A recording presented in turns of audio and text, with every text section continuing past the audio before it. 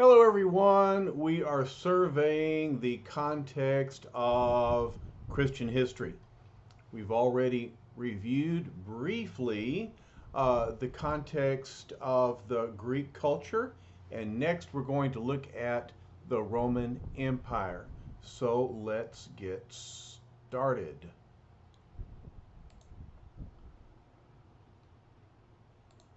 All right.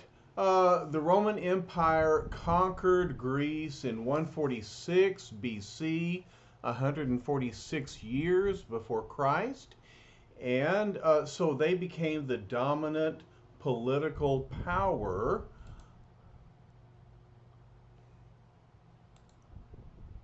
They became the dominant political power of the Mediterranean region.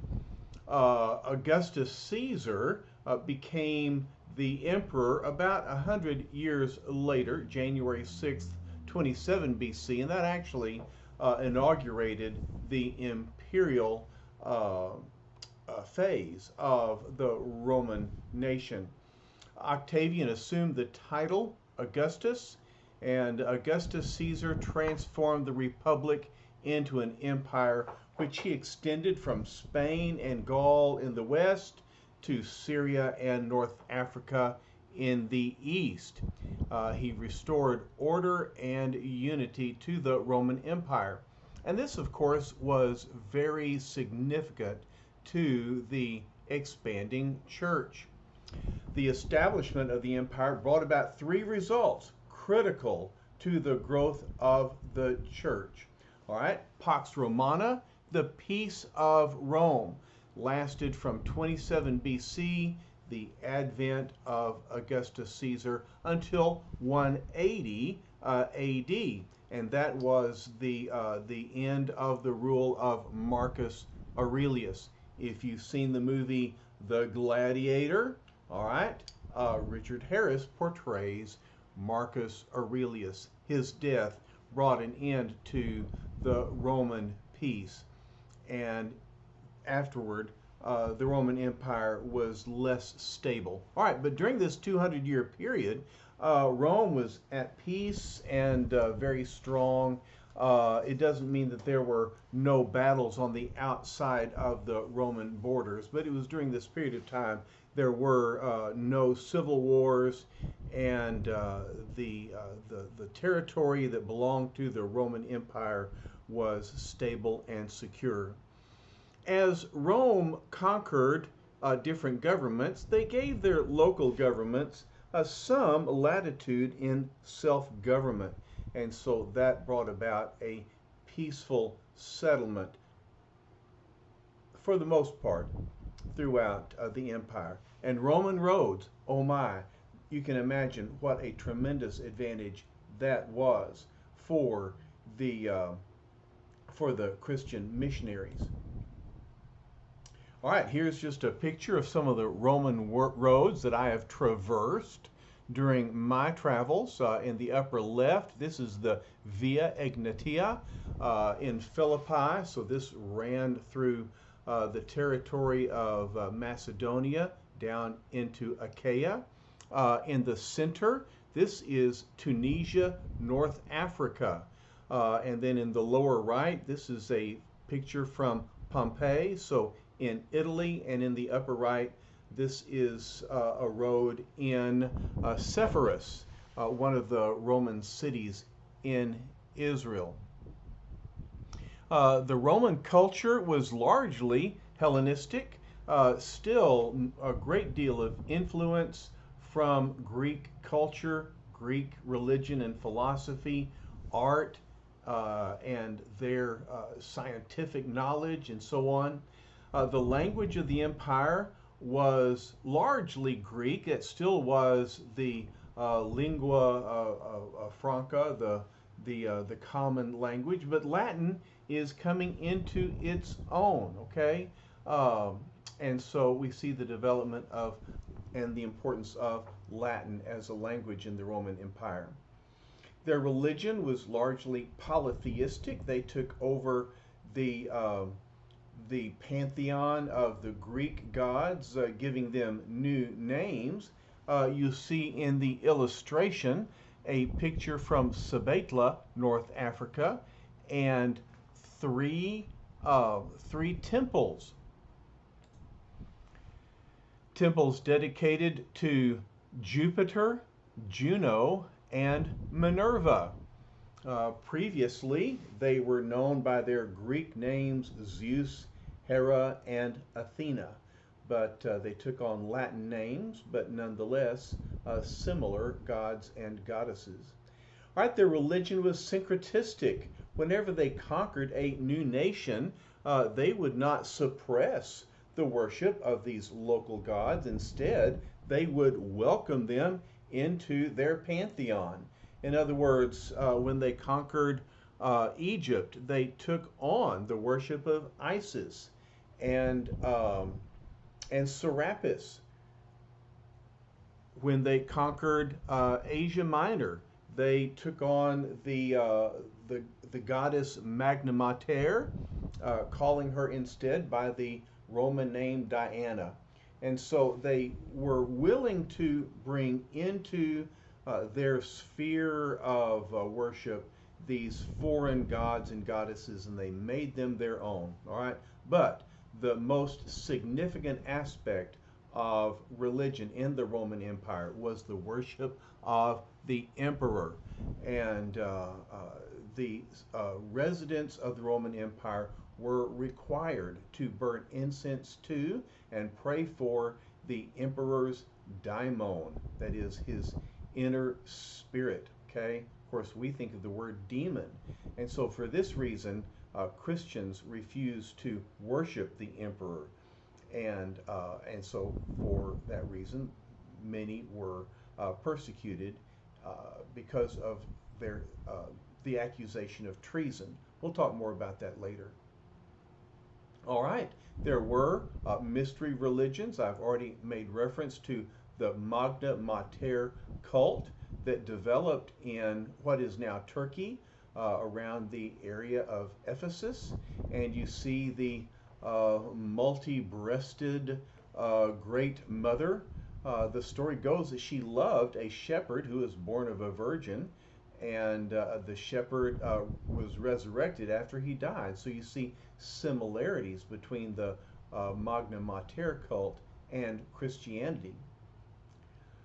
All right, another major mystery religion was Mithraism, and it developed in the 1st century at the same time as Christianity, and contains several similarities.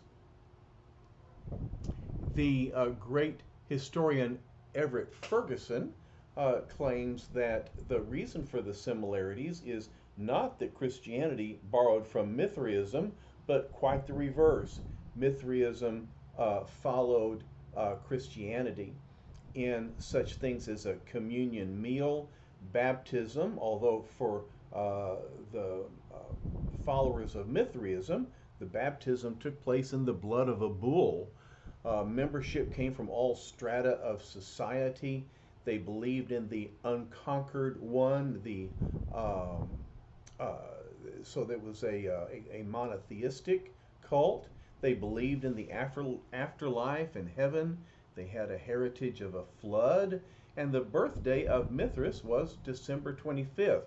But of course, this was an important day in the calendar because it was the winter solstice. And they worshipped in what was called a Mithraeum, an underground cavern or crypt.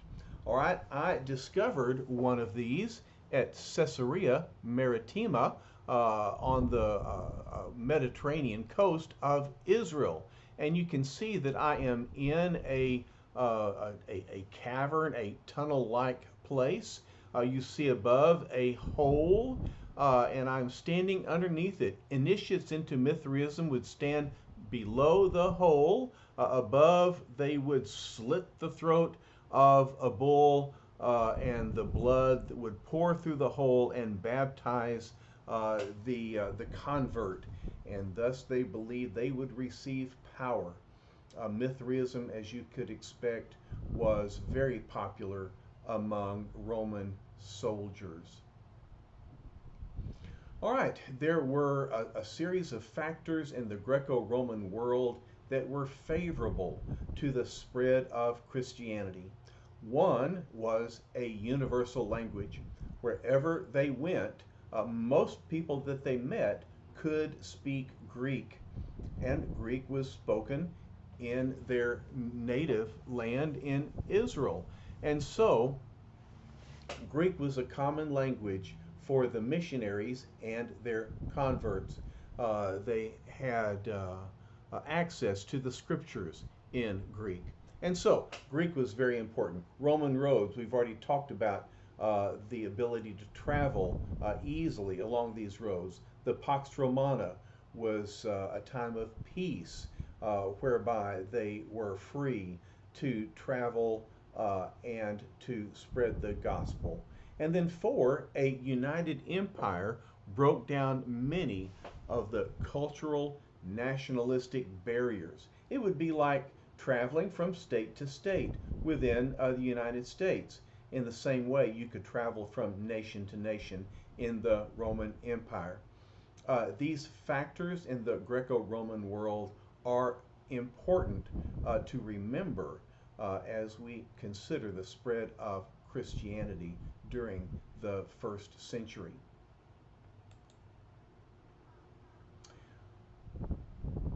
All right, I want to talk about diversity in the early church. And we see diversity because of the initial spread throughout the Roman Empire following Pentecost.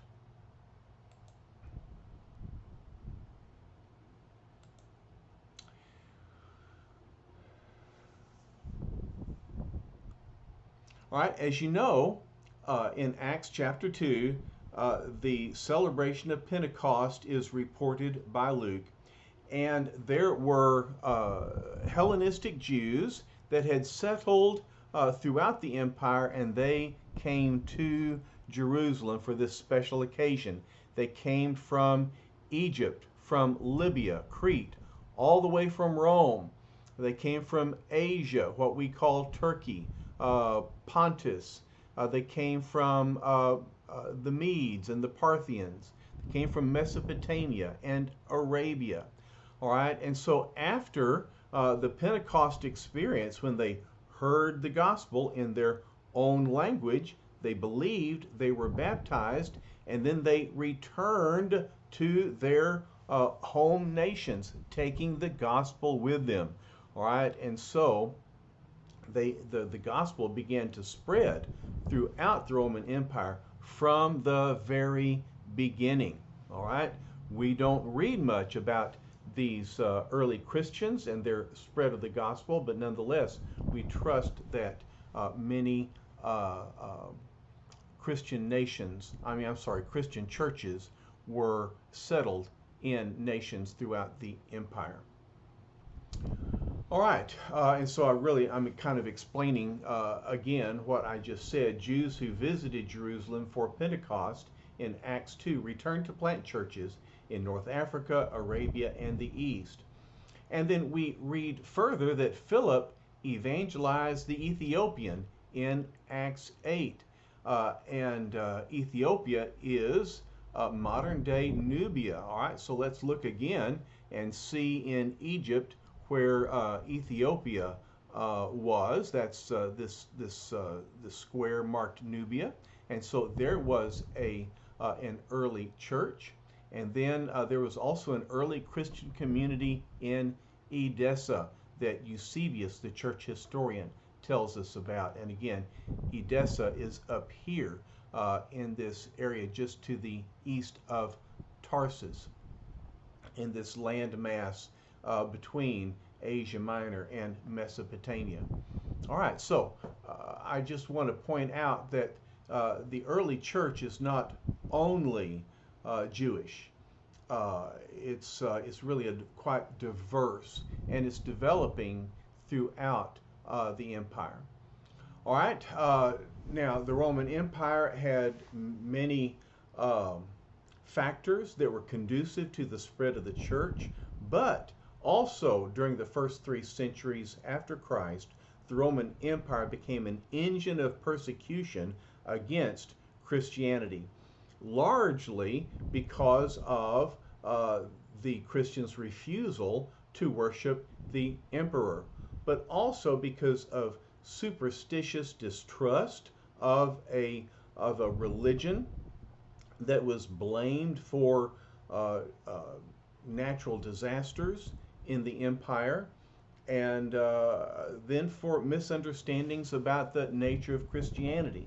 We'll talk about this in our next lecture on persecution and martyrdom in the early church. But persecution had a major impact on the church, both positive and negative.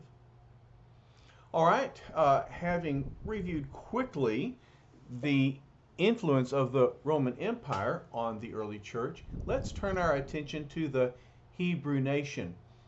This would be a natural religious influence on Christianity, which grew out of Judaism. Israel was located at the crossroads of the great trade routes between Egypt and Mesopotamia, between Rome, Asia Minor, and Arabia. It was not a cultural center, it was a backwater province, but location, location, location made it a coveted territory for a variety of powerful conquering nations looking for a strategic location. All right, let's return our attention to Alexander, the great Greek general who defeated Persia in 331 BC, leading to the appropriation of Israel into the Alexandrian Empire. Alexander encouraged all the residents of his vast empire to integrate throughout his territory, hoping to create a more, I guess, a heterogeneous kind of citizenry.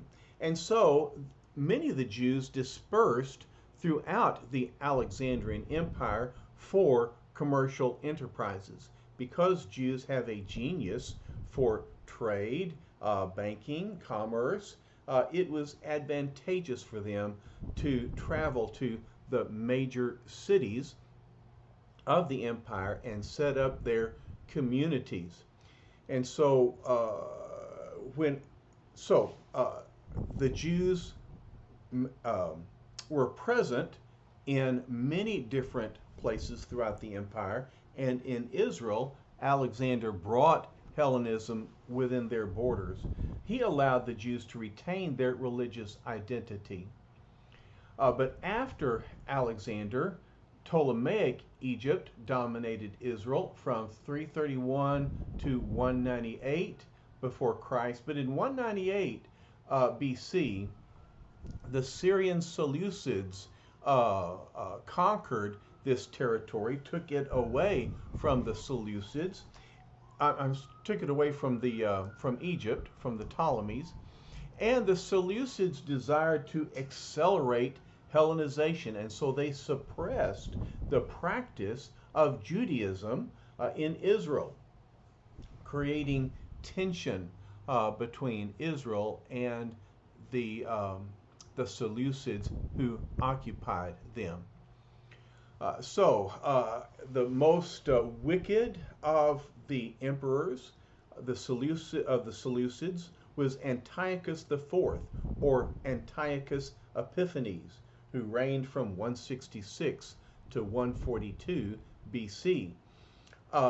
He was so cruel that he would not allow the Jews to circumcise their sons. He would not allow them the Sabbath day rest. He would not allow them to observe the Mosaic diet. And to show his power and his contempt for Judaism, he actually had the audacity to enter the temple, and he slaughtered a pig on the altar.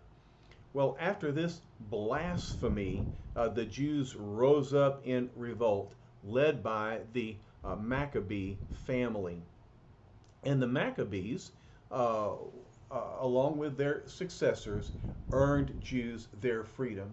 And so, in 142 BC, Israel broke free of the control of the Seleucids and became an independent nation, ruled by what's known as the Hasmonean dynasty, and they ruled until the Roman conquest in 63 BC. All right, what happened was that in 67, civil war broke out among the different Hasmonean factions, and so that weakened them, so that General Pompey, representing Rome, was able to conquer Jerusalem in 63 BC and then made Israel a subject nation to the Roman Empire. The Roman Senate then pronounced Herod, known as Herod the Great, as king of Judah. Herod was not a Jew, but was an Idumean, another Semitic tribe in the area. But Herod the Great became the king of Judah. In many ways, of course, he was cruel and an overbearing dictator. At the same time, he was a great builder, and many of his projects were beneficial to the Jews, not to mention the great rebuilding of the temple in Jerusalem.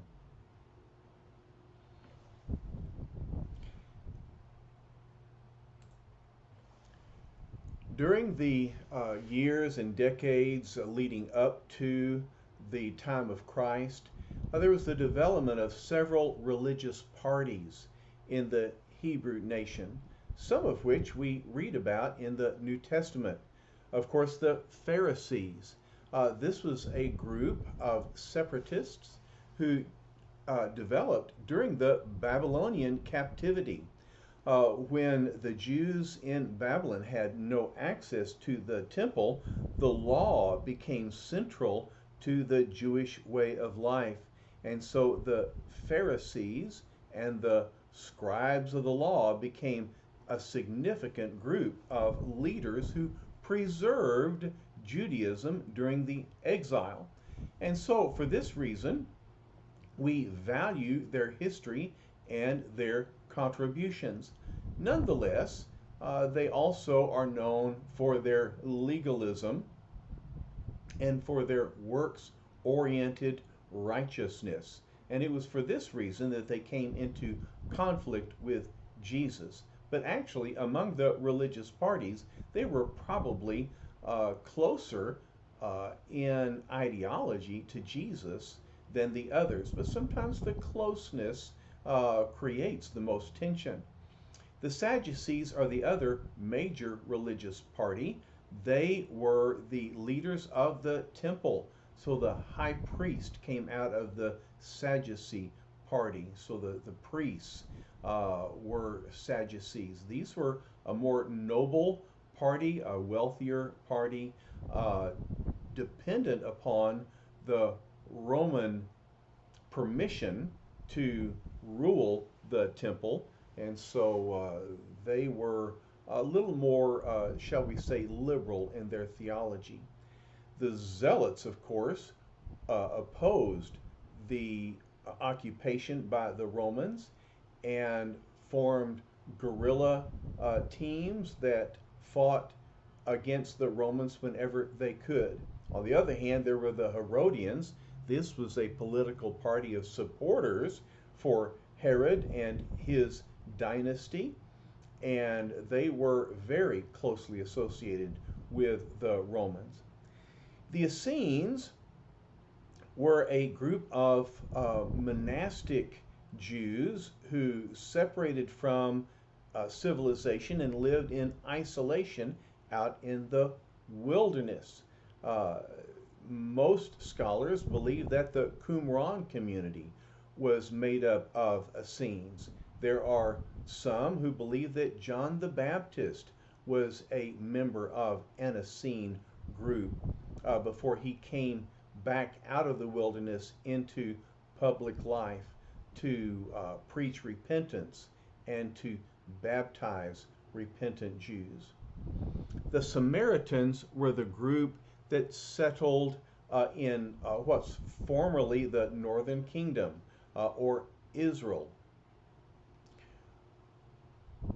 Following the Assyrian conquest and occupation of the northern kingdom, the Assyrians removed many of the Israeli nobility, leaving behind the lower class Israelis, and then importing into Israel other members of conquered nations. And so these families intermarried, creating a mixed racial group that we know as the Samaritans, named after Samaria, the capital of Israel. The Samaritans initially wanted to re-enter Jewish life, and when the Jews were released from Babylon and came back to rebuild the temple and Jerusalem, the Samaritans came down wanting to help. However, Ezra and Nehemiah refused their help because they were a mixed race and therefore seemingly unclean. And so that developed an enmity between the Jews and the Samaritans, which we see evidence of in the New Testament. So these are 6 different religious parties within the Hebrew nation. Many of them we read about in the New Testament and see their activity and their influence on the early church.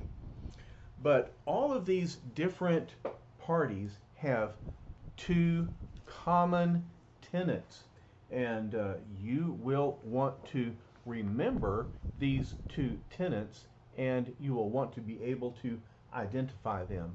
One is ethical monotheism, the other is eschatological hope. Ethical monotheism refers to Judaism's one God who requires proper worship and proper relationship between humans. So in contrast to the Greek polytheistic religion, Judaism worships one God, and in contrast to the immorality of the Greek gods, the Jewish God, the one true God, is a moral, ethical divinity who requires ethical, moral life from his followers. All right, and so this was very appealing to many Greeks who had grown weary of the immorality of the Greek gods. And then the second tenet is an eschatological hope, the expectation that God would restore Israel with the promised kingdom of peace and justice. This also was appealing to those outside of Judaism. And so Judaism began to attract attention from Greeks, Gentiles, who had grown weary or cynical about Greek religion and Greek philosophy. And so they began to study Judaism. All right, the diaspora, this dispersion of Jews throughout the empire, meant that there was the development, the establishment of synagogues. A synagogue included at least 10 families, and as they worshiped, they had a 5-point liturgy: the Shema, prayer, reading of the scripture, sermon, and benediction. The Shema is the very well-known scripture central to Judaism from Deuteronomy 6. Now, this is the commandment, the statutes and the judgments which the Lord your God has commanded me to teach you, that you might do them in the land where you are going over to possess it, so that you and your son and your grandson might fear the Lord your God, to keep all his statutes and his commandments, which I command you, all the days of your life, and that your days may be prolonged. O Israel, you should listen and be careful to do it, that it may be well with you, that you may multiply greatly, just as the Lord, the God of your fathers, has promised you, in a land flowing with milk and honey. Hear, O Israel, the Lord is our God. The Lord is one.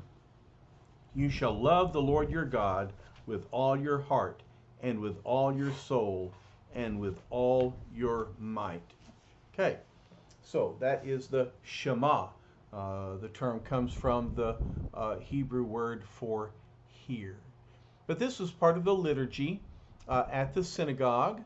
So wherever there were at least 10 Jewish families in a community, there would be a synagogue.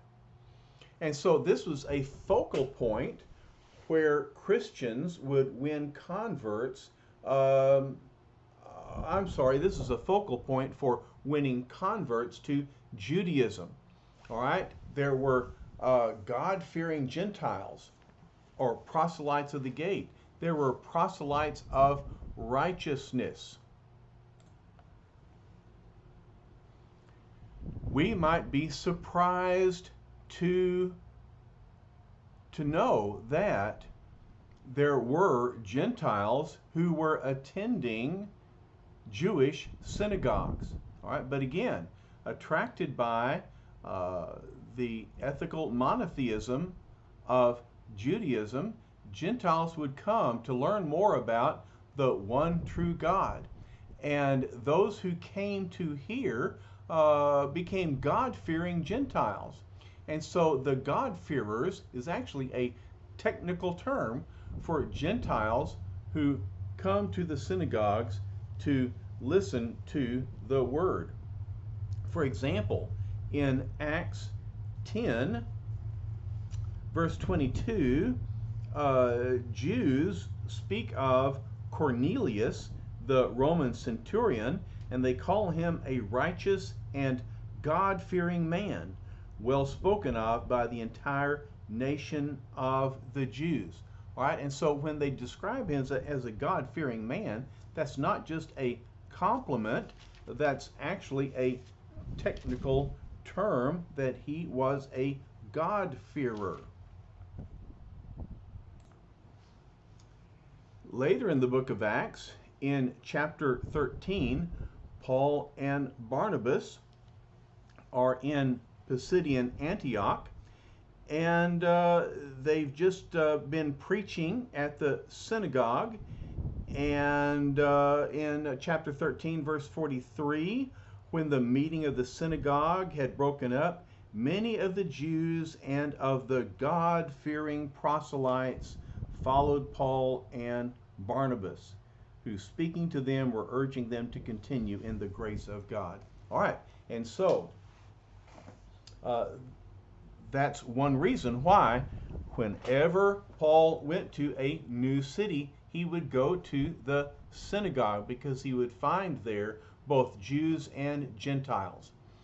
Now, besides the God-fearers, there also were what's known as proselytes of righteousness. And these were Gentiles who had taken the next step of actually becoming Jews themselves. In other words, they were willing to submit to circumcision, and they were baptized as proselytes, baptized by immersion.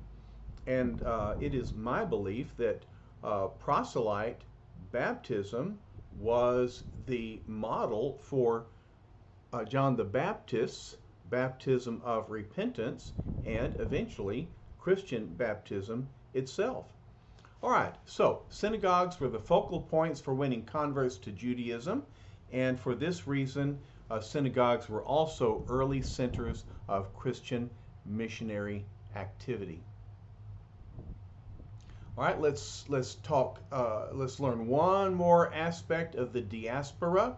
You can see in this illustration you see a picture of the Eastern Roman Empire. Notice all of these red dots. Each red dot represents a synagogue.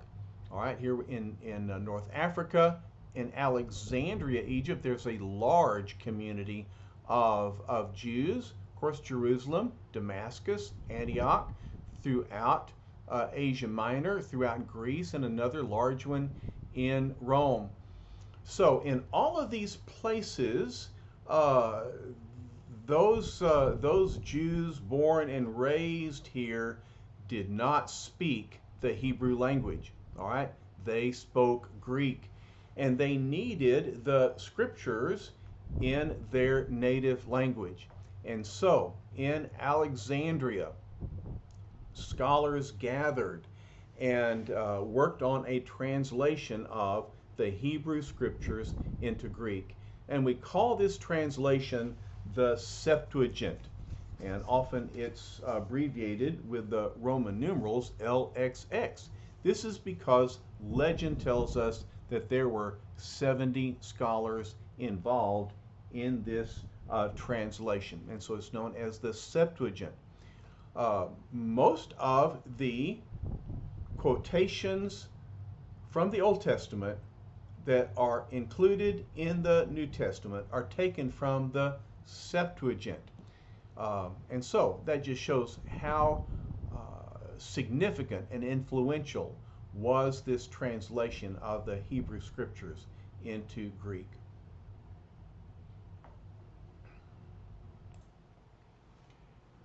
Okay, just a couple more stories to tell before we wrap up our visit to the Hebrew nation. I need to talk about the Jewish revolt and the subsequent fall of Jerusalem. In 64 AD, Governor Florus stole from the temple treasury in order to build aqueducts. This, of course, was not well received by the Jewish leaders, who inspired a revolt against Rome. Governor Florus sent soldiers to slaughter those in revolt, and 3,600 Jews died. And so this brought about a major rebellion.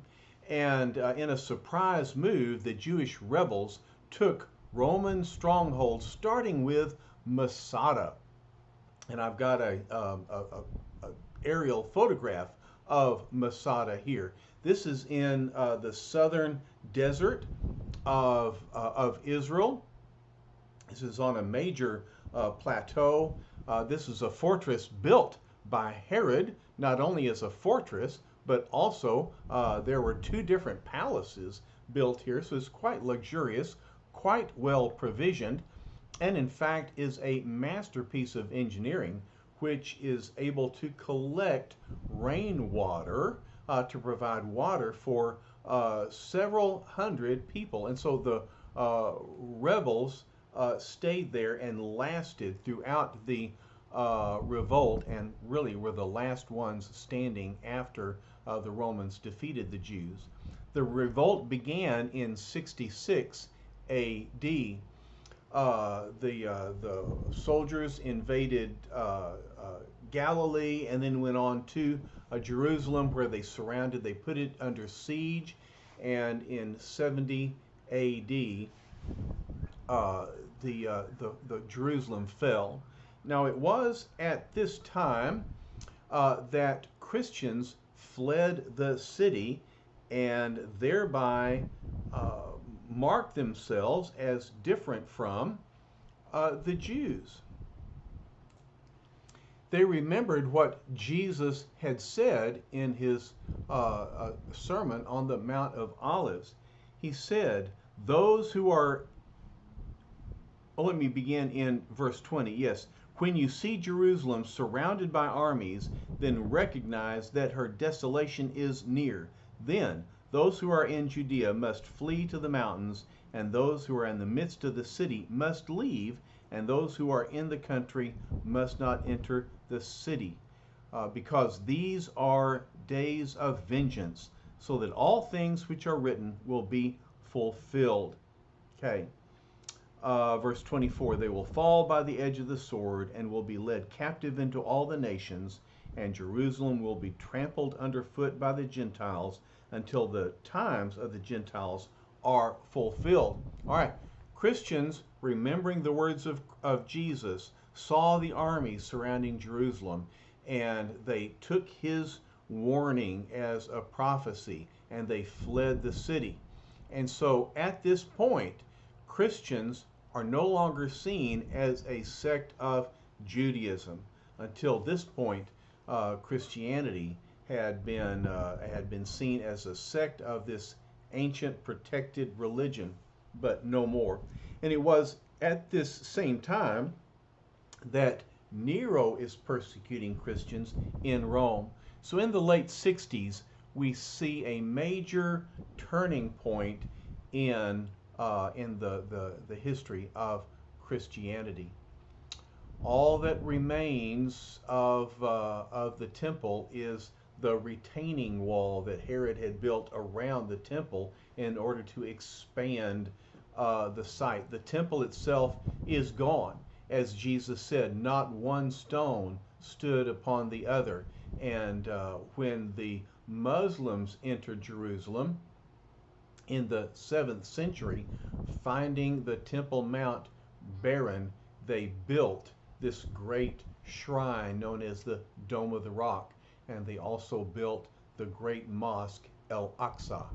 And so the Western Wall, also known as the Wailing Wall, remains from the original 1st century structure, and Jews and visitors today will gather along the wall and pray. This is the nearest spot to the Holy of Holies. And so people pray. Here's a picture of me praying there, the menorah in the foreground. And you may see that I've got a piece of paper. People will write out their prayers and insert them into the cracks of the stone. And so we see in 70 AD, we see Jesus' prophecy fulfilled. We see at the same time a separation of Christianity from Judaism. We see a new relationship between Christianity and the Roman Empire. And so this wraps up our study of the context of the early church, the Greek, the Roman, and the Hebrew context. To summarize, let me say that Jesus Christ came at God's appointed time in history.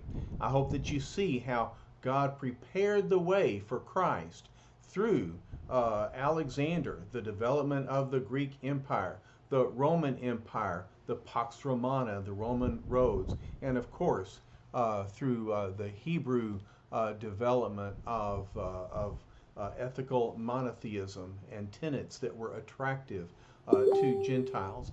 God's appointed time in history, fulfilling the Father's purpose in a well-ordered but morally bankrupt society, seeking to answer the meaning of existence. And in the person of Jesus Christ, we find the answers that people are looking for. All right, so this has been a series of lectures on the context. I hope it's been helpful in setting the scene for Christianity. All right, moving forward, we will not look at the life of Christ. We will only touch here and there upon stories from the book of Acts. These are the responsibility of your New Testament professors. All right, when we gather again, we'll be looking at persecution and martyrdom in the early church, and we'll see the major impact this had on the next phase of Christianity. Thank you for your attention, and we'll continue in our study of history of Christianity in the early church. Bye for now.